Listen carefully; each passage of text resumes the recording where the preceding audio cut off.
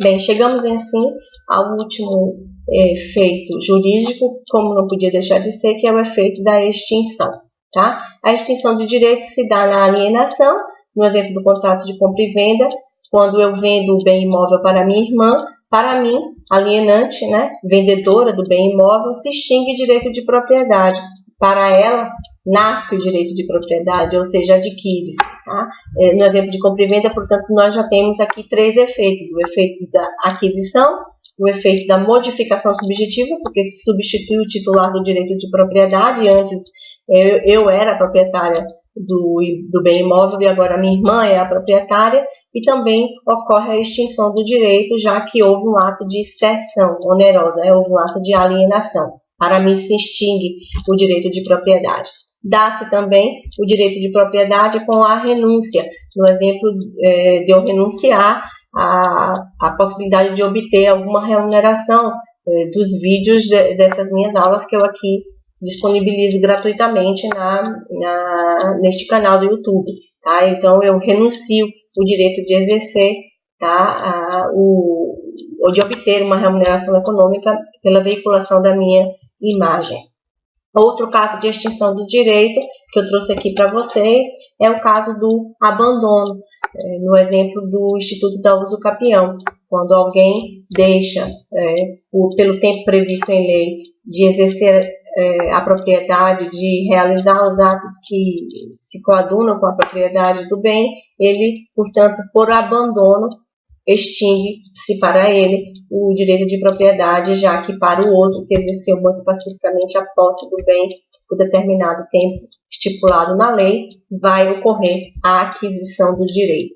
E é bom lembrar que o Instituto da Uso Capião é também conhecido como prescrição aquisitiva de direitos, tá? Porque ocorre a extinção de direitos por parte do anterior proprietário que a abandonou.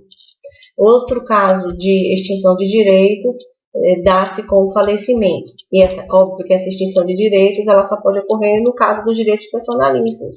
Por exemplo, o exercício do direito à liberdade ele vai se extinguir com a morte do seu titular. Né? Falecendo o titular, não há mais que se falar em exercício do direito de liberdade por este, porque se trata de um direito personalíssimo.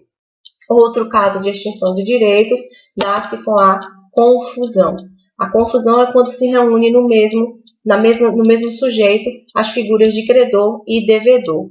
Obviamente é um caso de extinção da obrigação, que precisaria aprofundar mais à frente em direito obrigacional, mas só para que vocês compreendam, no caso de um locador que venha a adquirir a propriedade do bem imóvel que ele locava. Não há mais que se falar em locador e locatário, não há mais que se falar em proprietário e locador do imóvel, porque confundiu-se na mesma pessoa a figura de locador e locatário, já que o locador adquiriu a propriedade do bem imóvel que ele ocupava através do contrato de locação. Então, houve a confusão. Ocorre também ainda a extinção do direito pela perda deste direito. É o caso do uso capião, né? A prescrição aquisitiva do direito ou até mesmo pela extinção do direito nos casos de prescrição e decadência que vocês aprenderam lá em parte geral 1. Né? Na prescrição, a gente fala a prescrição porque o sujeito perde o direito de acionar, né? E a decadência porque o sujeito perde o direito de reivindicar este direito. Pelo perecimento do objeto, como obviamente, né, o sujeito oferecendo o objeto, oferecendo o bem imóvel, não há mais que se falar em direito de propriedade sobre o mesmo, já que o bem imóvel deixou de existir. Então, é mais um caso de extinção de direitos. Outro exemplo é no caso do implemento da condição resolutiva. Se eu empresto um livro ao meu aluno para que ele estude para a minha prova, né, esse empréstimo, portanto, o direito de usar e gozar o bem, qual seja o livro, vai se extinguir assim que a prova terminar, já que eu emprestei o livro com o propósito para ele estudar para a minha prova. Tá? Há uma condição resolutiva que impõe, portanto, a extinção do direito de uso e gozo sobre o bem. O empréstimo, portanto, se extingue se finda com a condição resolutiva, que era estudar para a minha prova. E também ocorre a extinção do direito quando há o exercício de direito incompatível com o existente anteriormente. Vamos então agora passar para a terceira parte da nossa aula, tá? A parte final, que é estudar a escada pontiana do direito, estudar o bom e velho Pontes de Miranda. Ou seja, nós vamos estudar os planos do negócio jurídico. E estudar os planos do negócio jurídico é estudar Pontes de Miranda. Estudar essa escadinha aqui do lado, em que nós vamos ter que nos debruçar sobre o plano de existência, sobre o plano de validade e sobre o plano de eficácia. Nós vamos ver com calma cada um desses planos. Vamos passar primeiro para o plano de existência. Antes de passar propriamente para este plano, é bom lembrar que o Código Civil ele não se debruçou sobre o plano de existência. Quer dizer, ele não tipificou, ele não redigiu um dispositivo que trate dos planos de existência, do plano de existência. Mas, obviamente, que não há como se conceber uma relação jurídica, um negócio jurídico, sem estes elementos constitutivos. Então, nós temos que verificar se o negócio jurídico compreende a existência desses elementos constitutivos. Quais são eles? Agente, objeto, vontade e forma. Agente, nós já vimos que é o sujeito de direitos e deveres. O objeto, nós já vimos que é a prestação jurídica obrigacional. A vontade é a manifestação de vontade do sujeito, tendente a chegar a um consenso, porque ele visa realizar uma prestação obrigacional e produzir efeitos. E a forma, tá, é a forma pela qual ele vai realizar o negócio jurídico, lembrando que nós estamos no domínio da informalidade, que é a regra de aperfeiçoamento dos negócios jurídicos, tá? Passando agora para o plano de validade, que é o segundo degrau da escada pontiana do direito. Este, sim, o Código Civil se preocupou e se debruçou sobre ele no artigo 104. Tá? No caput desse artigo, o Código Civil refere para a validade dos negócios jurídicos depender-se-á, inciso 1, agente capaz, inciso 2, objeto lícito, possível, determinado e determinável, ou determinável. Inciso 3, forma prescrita ou não defesa em lei. Eu costumo sempre pedir aos meus alunos para acrescentar o inciso 4 a esse artigo e integrar, assim, mais um requisito de validade, que é o requisito da legitimidade. Nós vamos tratar de cada um deles com calma. Agente capaz é quando o sujeito tem capacidade para executar os atos da vida civil. E hoje, com a alteração do novo código, nós vimos que o único sujeito absolutamente incapaz é o sujeito com idade inferior, né, a 16 anos. Os demais casos, todos eles passaram a ser casos de relatividade na incapacidade. A incapacidade é relativa em todos os outros casos. Então, revisem lá o artigo 3º e o artigo 4º do Código Civil, porque houve uma alteração no que diz respeito à definição da incapacidade. Até porque não cabia ao legislador, não cabe ao jurista, nos casos de embriaguez, nos casos de uso de drogas, definir se o sujeito é absolutamente ou relativamente incapaz, porque o juiz vai estar sempre muito ligado ao que o laudo pericial determinar sobre a matéria. Tá? Nem sempre nós vamos estar num caso de embriaguez, né, de alcoolismo, numa situação do sujeito ser absolutamente incapaz. É muito grave decretar a incapacidade absoluta de um sujeito. Então, por isso, agiu bem o legislador civilista ao alterar o rol dos sujeitos que são absolutamente incapazes, definindo assim apenas os sujeitos menores de 16 anos. Então, agente capaz é todo aquele que não se enquadra em nenhuma das condições, quer do artigo 3º, quer do artigo 4º do Código Civil. É um sujeito que está plenamente no exercício dos seus direitos e deveres, sem qualquer mitigação. Tá? Objeto, como nós já vimos, lembrando, é a prestação obrigacional, é a conduta humana, que tem que ser lícita possível, determinada ou determinável. Tá? Falando de prestação lícita, é bom lembrar que nós vivemos num mundo de liberdade e numa ilha de proibição. Tá? Então, tomem cuidado com isso, porque apesar de não estar descrito na norma como permitido, não significa dizer que a conduta, que a prestação obrigacional, ela é proibida. E não significa também dizer, porque ela não está descrita como proibida, que ela é permitida. Por exemplo, eu posso muito bem celebrar um contrato para realizar um desfile moda praia numa praça pública, solicitar uma autorização da prefeitura local para realizar. Obviamente, se esse local é um local que os costumes do local não são adequados para o exercício de um desfile de moda praia, eu não posso realizar por exemplo, um desfile de moda praia na frente do convento das Carmelitas Descalças, porque viola a moral e os bons costumes do local. A gente tem que tomar cuidado com a licitude, a definição de licitude do objeto. Volto mais uma vez a insistir, nós vivemos no mundo no mar de liberdades, em ilhas de proibições. A possibilidade do objeto nós temos que analisar por dois focos, a possibilidade de fato e a possibilidade de direito. Nem tudo que é possível de fato é possível de direito, mas tudo que é possível de direito é possível de fato. Né? Eu posso cruzar a fronteira do Paraguai para o Brasil com maço de cigarro, né, e vender.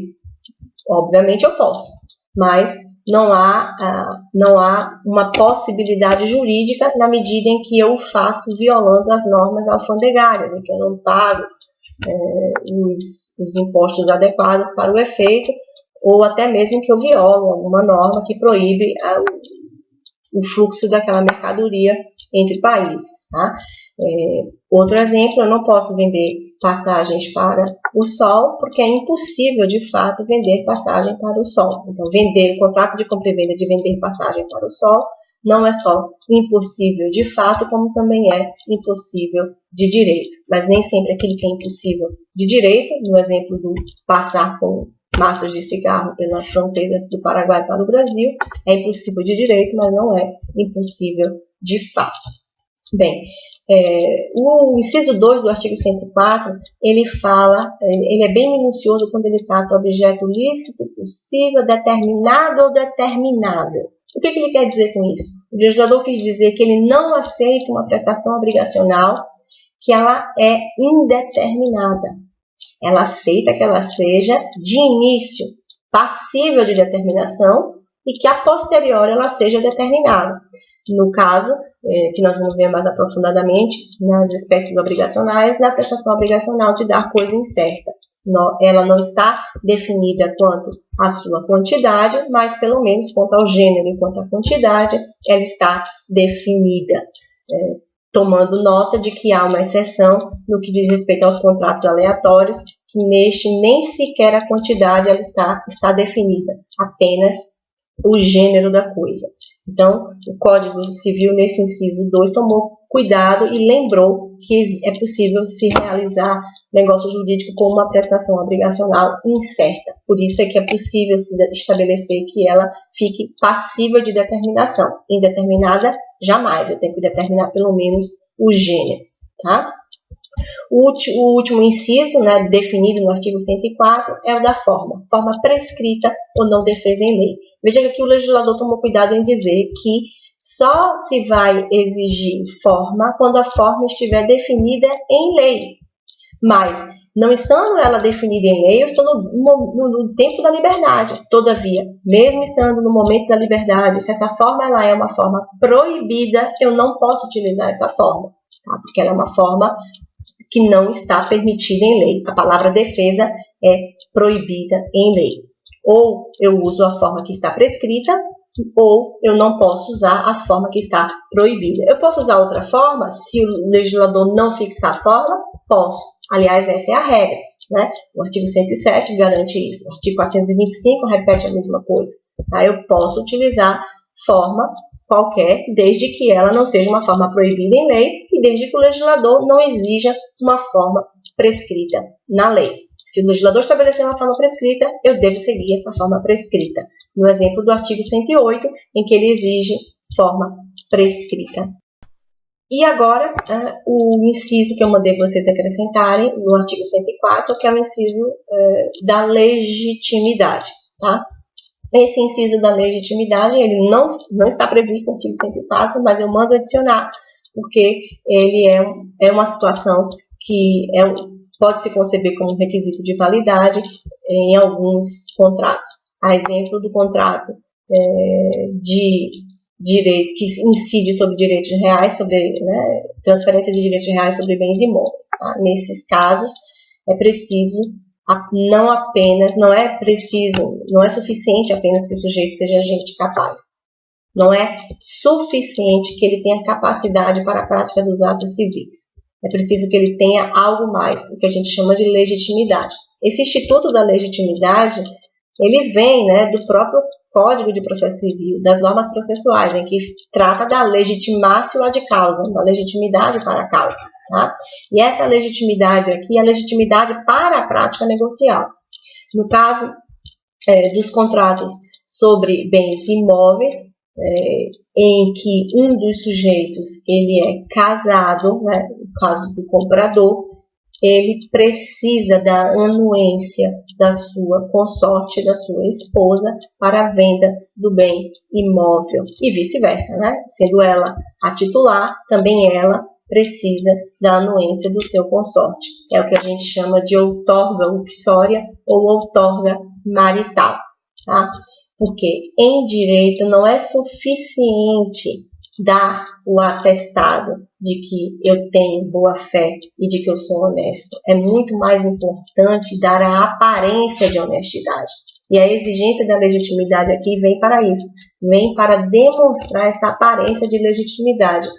Olha, eu digo para o meu marido, eu estou vendendo este bem imóvel, mas este bem imóvel ele não sai do nosso regime de comunhão, ele não sai da nossa parte comum, ele sai da parte que não é comum, é bem que eu herdei da minha família, veio de herança. Portanto, eu sou titular do direito de propriedade sobre ele antes do nosso matrimônio. Eu o adquiri de forma gratuita ou até mesmo onerosa antes da nossa relação conjugal. Isso significa dizer que você tem que me dar a anuência para a alienação deste bem. Se o ato de compra e venda é realizado sem a anuência, esse ato ele é anulável. Nós vamos tratar disso, de anulabilidade, nulidade do negócio jurídico, quando virmos a teoria da invalidade dos negócios jurídicos. Bem, terminamos assim o plano de validade e agora vamos passar para o plano de eficácia. Tá? No plano de eficácia, o que nós vamos verificar depois do negócio jurídico, está com todos os seus elementos constitutivos compondo o negócio, depois de verificar se todos os requisitos de validade foram preenchidos, nós agora vamos observar se esse negócio jurídico é capaz de produzir efeitos. Tá? Às vezes, não é porque o negócio jurídico ele tem todos os seus elementos constitutivos e tem todos os seus requisitos de validade, isso significa dizer que ele vai produzir efeitos. Há situações em que o negócio jurídico está pendente, tá, do implemento de elementos acidentais. Tá? Ou seja, ele está dependendo da futuridade, é o que a gente chama de variação da incerteza. Tá? E aqui eu trouxe essas expressões em latim: incertos, anincertos, incertos, ancertos, são os casos de futuridade que compõem os elementos acidentais do negócio jurídico.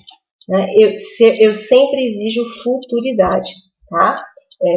Não havendo futuridade, portanto, nesses dois casos aqui, certos, ancertos e certos, anincertos, nestas duas últimas variações da incerteza, não há elemento acidental.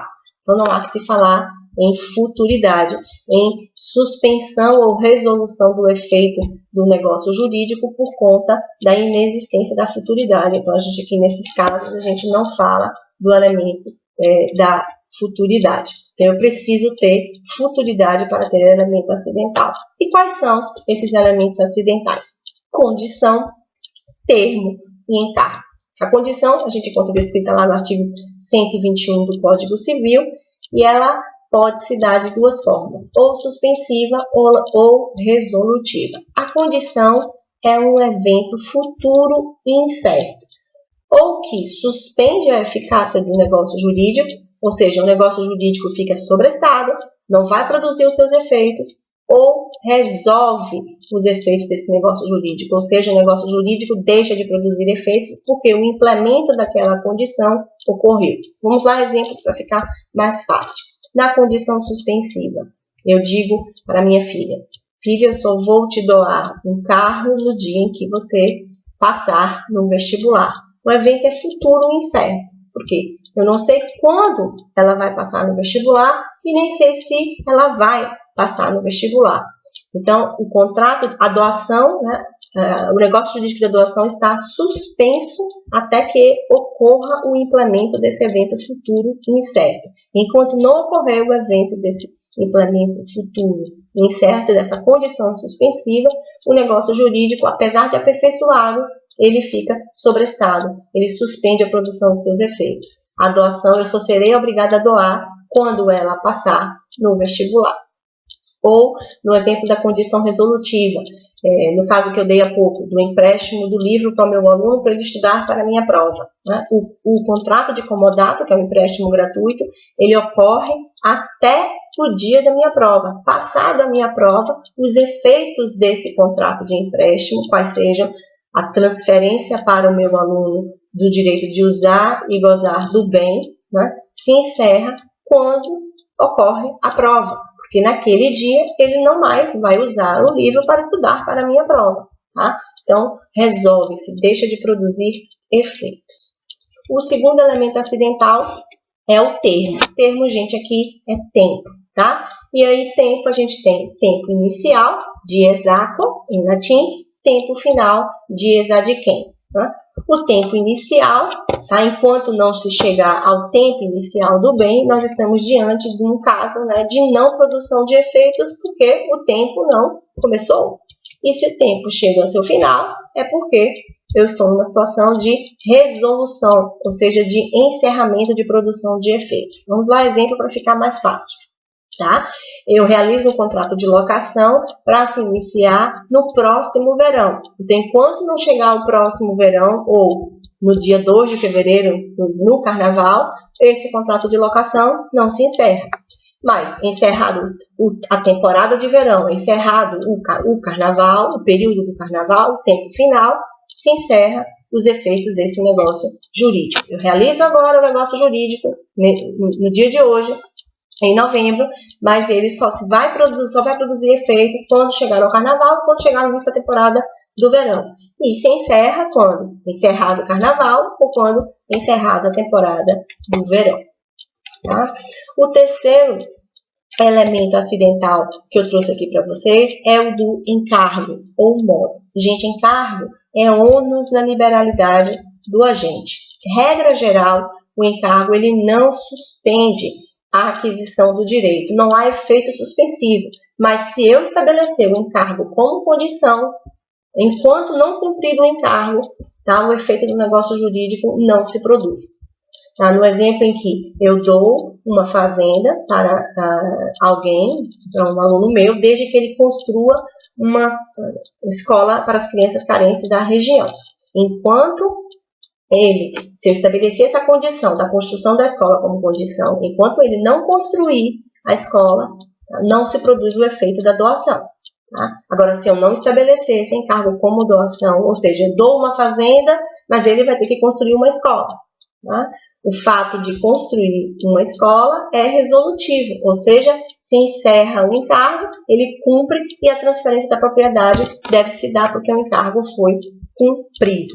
Agora, obviamente, não havendo cumprimento da liberalidade, do ônus da liberalidade do agente, ocorre também a resolução dos efeitos. Né? A transferência da propriedade retorna, se extingue, o efeito da transferência da propriedade, a propriedade retorna para a minha esfera jurídica. Eu trouxe aqui os exemplos, o exemplo da doação está lá no artigo 553 do Código Civil, e trouxe aqui também o exemplo do artigo 1983 do Código Civil. Muito obrigada, gente. Até a próxima.